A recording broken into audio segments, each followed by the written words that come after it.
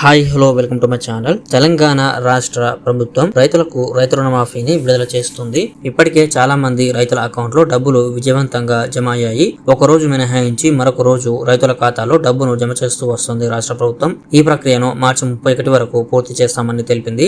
తొలి విడతగా రాష్ట్ర ప్రభుత్వం 6,000 రూపాయలను రైతుల ఖాతాలో అయితే జమ చేసింది. కేవలం సాగుకు యోగ్యం అయిన భూములకు మాత్రమే రైతు భరోసా నిధులను జమ చేస్తున్నామని రాష్ట్ర ప్రభుత్వం క్లియర్ కట్ గా తెలిపింది. గత నెల 26న అర్ధరాత్రి నుంచి రైతుల బ్యాంకు ఖాతాల్లో పడడం మొదలైంది. రైతులకు నగదు జమ అయ్యింది. ప్రభుత్వం ప్రతిష్టాత్మకంగా తీసుకున్న ఈ పథకం కింద 561 మండలాల్లోని 577 గ్రామాలకు చెందిన 4,41,911 మందికి పెట్టుబడి సాయం అందింది.